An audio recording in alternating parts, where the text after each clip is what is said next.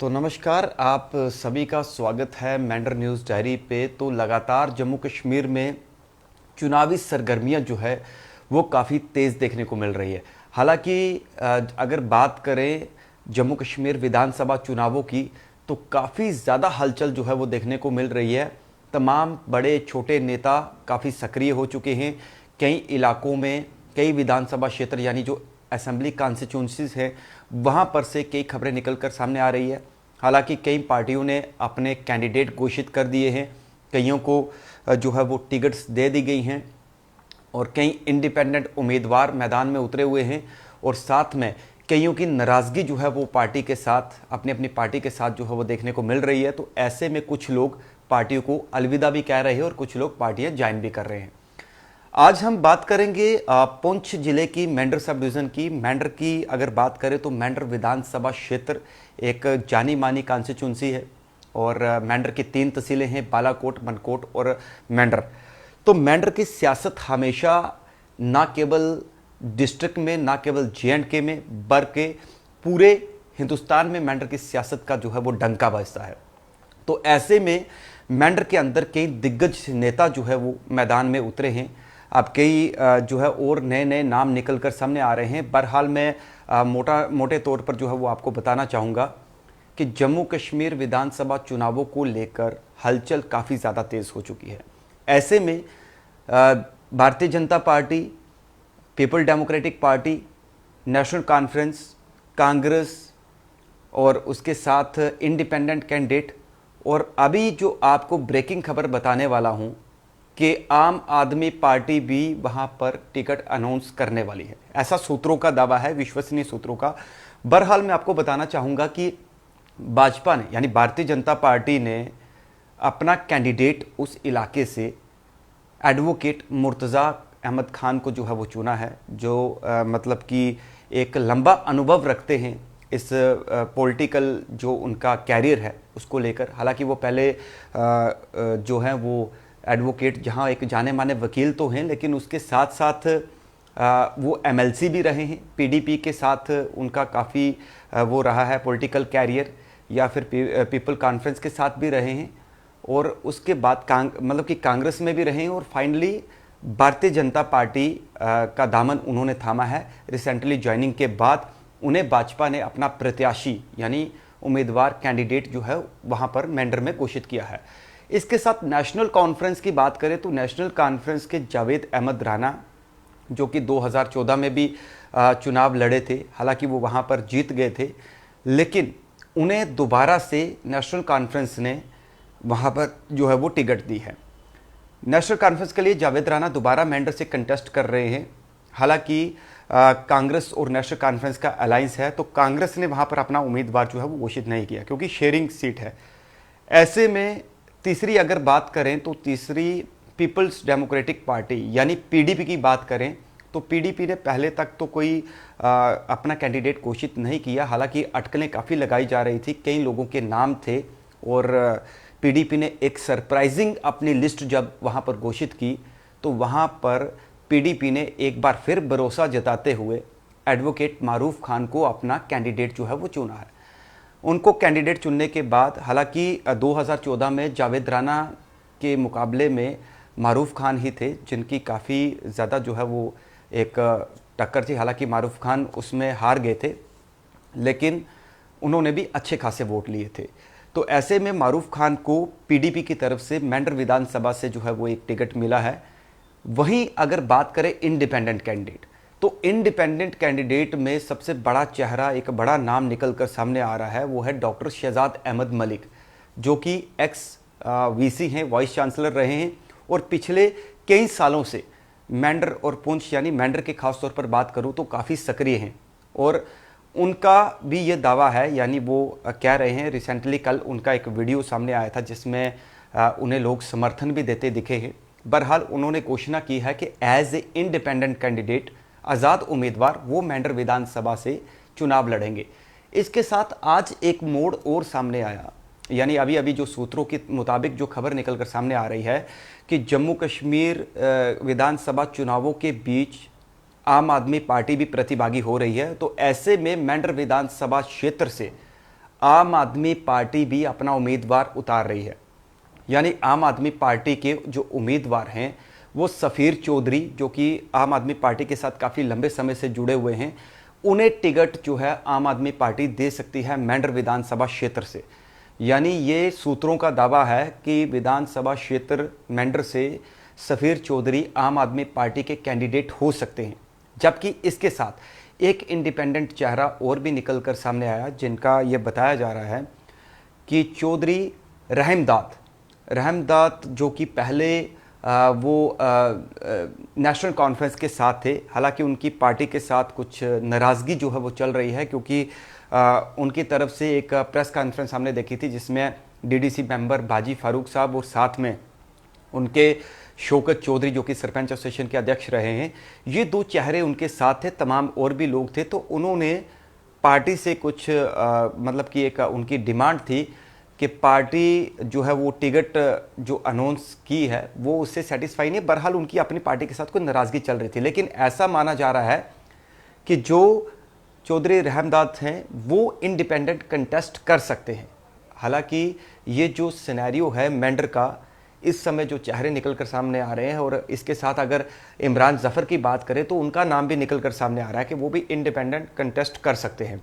तो चुनावी संग्राम जो है वो विधानसभा चुनावों को लेकर चल रहा है। तो मैंने सोचा कि आज अपने इस प्लेटफॉर्म पर हम मेंढर की बात करें, क्योंकि मेंढर की सियासत जो है वो काफ़ी जो है एक चर्चा का विषय रहती है। तो ऐसे में जो पार्टियों ने अपने कैंडिडेट अनाउंस किए हैं, पीडीपी से एडवोकेट मारूफ खान, भाजपा से advocate Murtaza Khan, national conference से चौधरी जावेद अहमद राना, और आम आदमी पार्टी की अभी घोषणा होनी है, पर सूत्रों का दावा है कि वो हो सकते हैं। तो इंडिपेंडेंट इस समय जो सबसे प्रमुख चेहरा निकल कर सामने आ रहे हैं वो हैं डॉक्टर शहजाद अहमद मलिक, जो कि काफ़ी एक्टिविटीज़ में, सोशल एक्टिविटीज़ में जो है वो इन्वॉल्व रहते हैं। उनकी कई जगह जो है वो देखा गया है। हालांकि कल काफ़ी सिविल सोसाइटी के कुछ लोगों ने उनको समर्थन जो है वो अपना दिया है। तो ऐसे में मेंढर की सियासत अब किसके सर पर मेंढर की जनता जो है वो ताज सजाएगी, ये तो चुनाव के बाद ही स्पष्ट हो पाएगा। चुनाव के बाद ही फाइनल हो पाएगा कि आखिर मेंढर की जनता ने अपना नेता जो है वो किसे चुना है। बहरहाल अपना अपना डंका जो है वो सब लोगों ने वहाँ पर बल्कि काफ़ी ज़ोरों शोरों से अपनी प्रेजेंस वहाँ पर दिखाई दे रही है।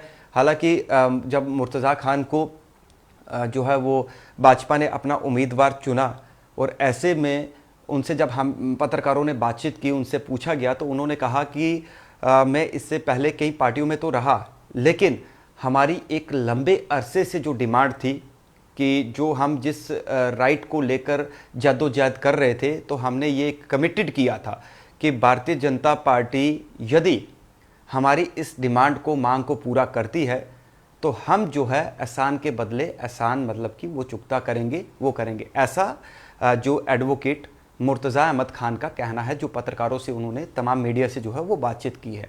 तो ऐसे में उन्होंने कहा कि मैंने मेंढर की जो आवाम है, जनता के जो है जनता को मद्देनज़र रखते हुए उनकी सलाह से जो है ये स्टेप लिया, और फाइनली भारतीय जनता पार्टी ने उन्हें अपना प्रत्याशी घोषित किया मेंढर विधानसभा क्षेत्र से।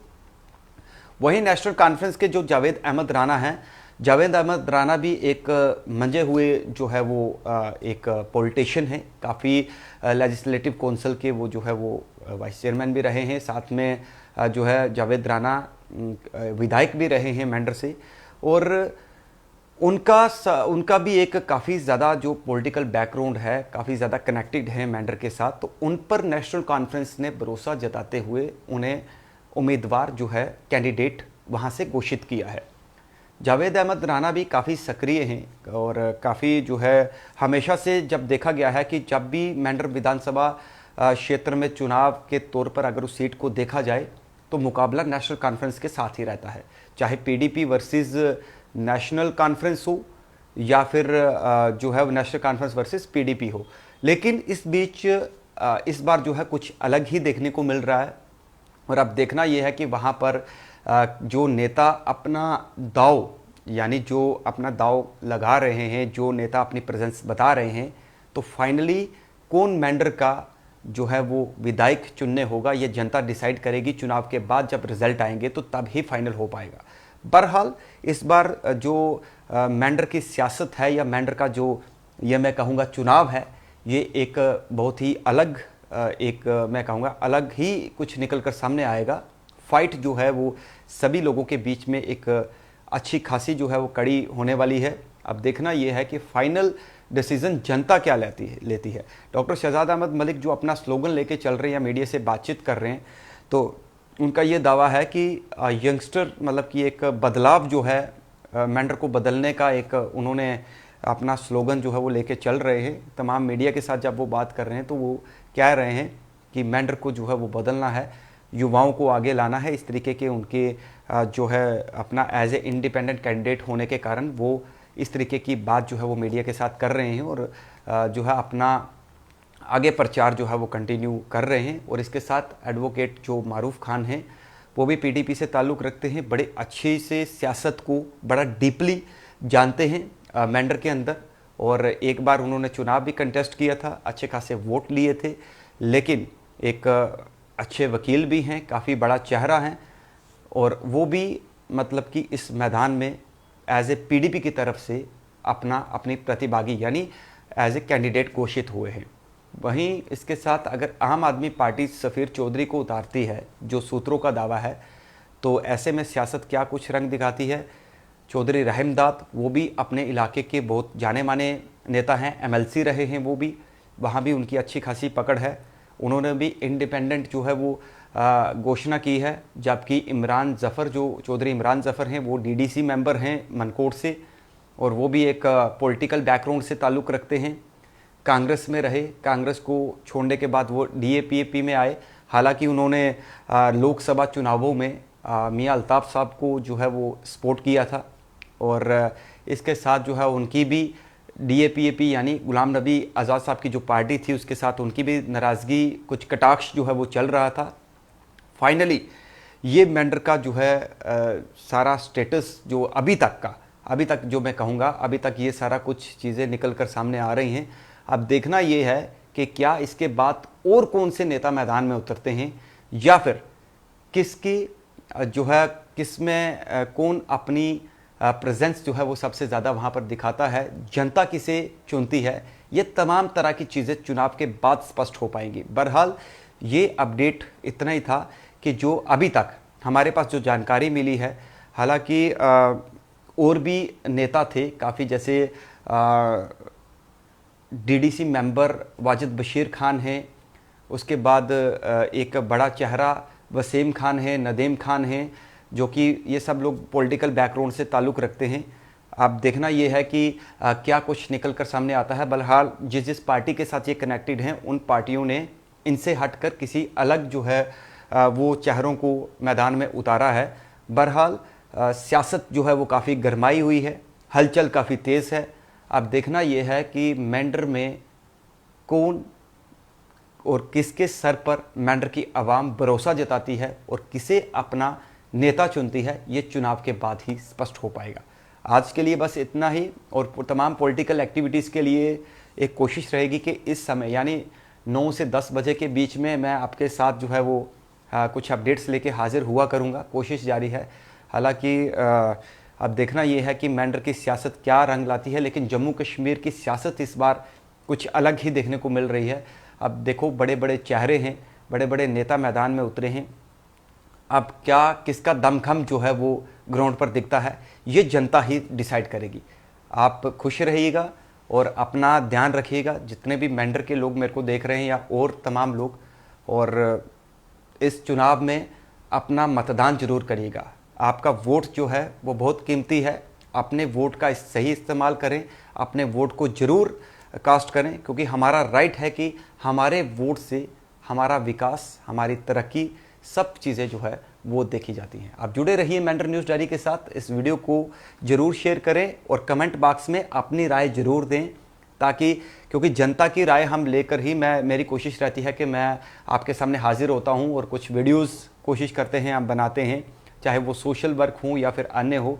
अपनी राय ज़रूर रखिएगा और पॉलिटिकल अपडेट के लिए आज के लिए बस इतना ही। और आप सबको नमस्कार। आप जुड़े रहिए मेंढर न्यूज़ डायरी के साथ।